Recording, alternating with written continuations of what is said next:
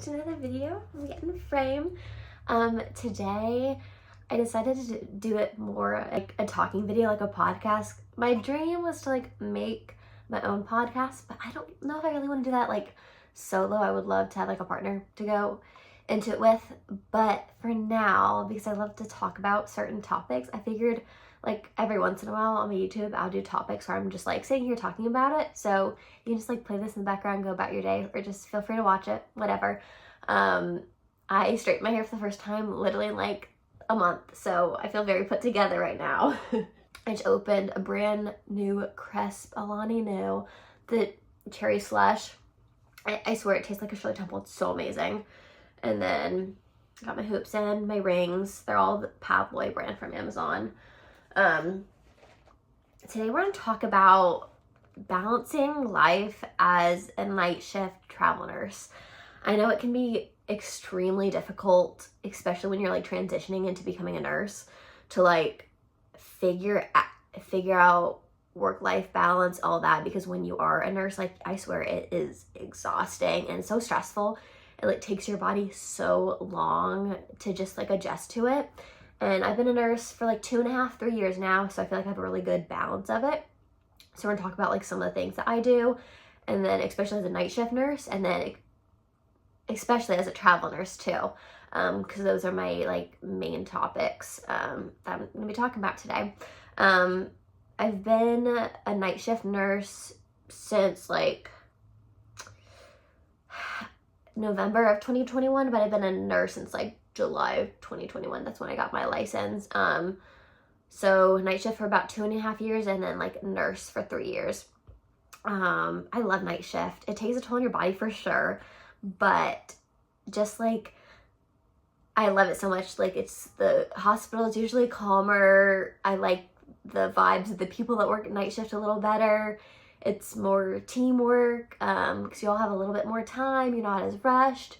I worked a day shift about a year ago, maybe like a year and a half ago. It was when I was having like my nursing crisis, as everyone goes through at one point, and I picked up a day shift once, and I only had like 4 or 5 patients, and I only discharged 1. I didn't even get an admit, but I like didn't even get a break. Like I felt like I was like on my own the whole day. And like I could have asked for help, but part of when you're a nurse, you like don't love to ask for help when you can just like do it yourself, because it's gonna take just as much time, it seems like, to ask someone as besides like just doing it. So that I was like, no, I cannot do day shift, and if I ever do day shift, it's gonna be outpatient or like something. So but never, I don't think I could do it, but it would be miserable as a day shift nurse. And then just as a traveler, since I don't know like the policies like the back of my hand, like I did at my first hospital, it's just more difficult and stressful. And I love night shift because I don't mind getting I don't love getting admits, but it's better than discharging them. So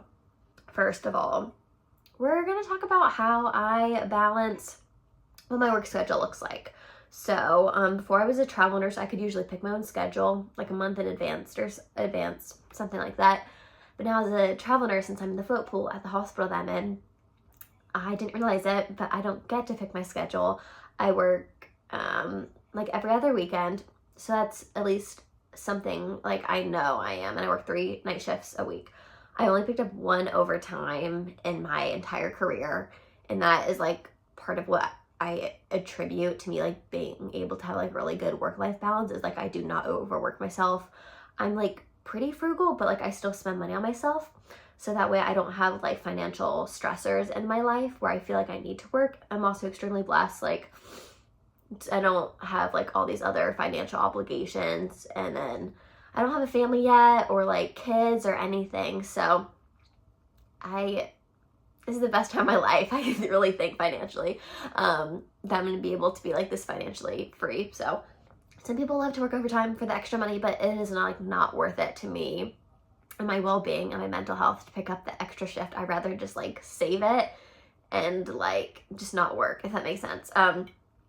So the next thing is balancing friends. So it can be really hard when you're a nurse, especially when you're a new nurse, to balance it, especially if you don't have like your friends are not in healthcare as well, because they don't really understand like how stressful it can be, quite frankly, and like what you deal with on a daily basis. It's like you try to explain to your friends what you go through, but like truly they don't know like sometimes the mental toll that it can take on you.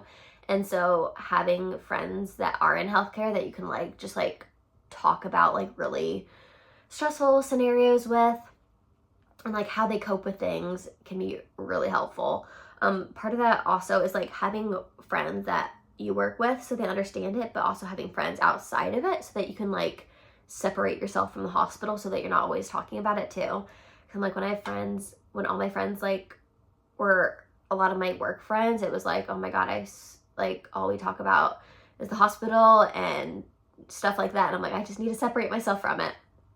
And I love having work friends because that honestly makes, like, it's good, and that, because it makes, like, the shifts so much better, but then it also makes it difficult because sometimes you just need to separate yourself from work and the stressors of it. As a travel nurse, it can be really hard to make friends sometimes. Thankfully, I'm, like, usually really good solo. Thankfully, since I started dating someone, he fills some of my time, but I also have like a couple friends that I'll hang out with locally, and like my main tip for that is just like schedule ahead, being like, okay, I'm gonna hang out with this friend every other week. One of my favorite things about my life right now is a lot of my friends, it's like a good and a bad thing, but a lot of my friends are not local to where I live, which honestly makes it so much easier to be a travel nurse and like not feel bad about leaving all your friends behind like that you've made.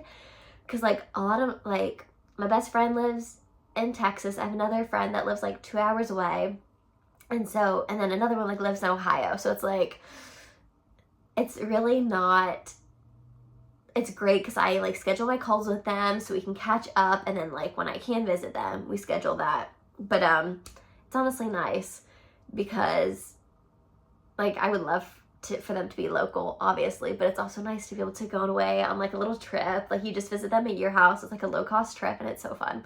But my main tip without overall like friends and everything would be scheduling it ahead of time, but also like saving time for yourself when you need to. One of the ways I met one of my good friends here is actually a Facebook group for people in like the 20s to 30s, like in the city that I'm in. And we literally hit it off our first night. We had so much fun. We literally had a sleepover. And we've been good friends since then. The next thing is like nurses. I feel like we take really good care of our patients, but we don't always take great care of ourselves, which is something I struggled with in my first year of nursing. But through like trial and error, have figured it out, what works for me. Everybody's different. But the main thing is to make it easier for yourself and not to like put all this pressure on yourself to be like super active, whatever. Right now I work out like 3 to 4 days a week, usually for like anywhere from 30 minutes to like an hour and a half. It really depends how I'm feeling. I could do like an hour walk and then some like weightlifting. I've really been on my health grind. So, but sometimes it's just easy as like a 2-mile walk or something to go get some fresh air and move your body. Helps you feel so good. And then like sleeping as much as possible before your shifts, because I know sometimes like for me, thankfully I sleep like a baby, but I'll stay up till like 1 or 2 the night before a shift and then sleep until hopefully at least 2. I have a bunch of shifts in a row starting tomorrow, so I'll probably sleep in literally as late as I can, hopefully until 3 or 4. That's the goal, but I've been waking up lately, so I think I'll be able to. Talking about it so much easier than actually doing it, but like having the energy and discipline to go exercise and like make yourself healthy meals can be really challenging, and I honestly don't feel like it all the time.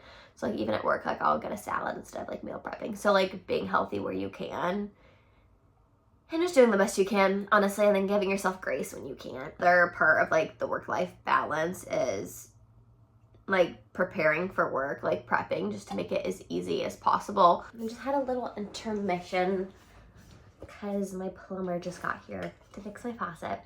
Anyway, and I literally ran out of storage on my phone. So fun.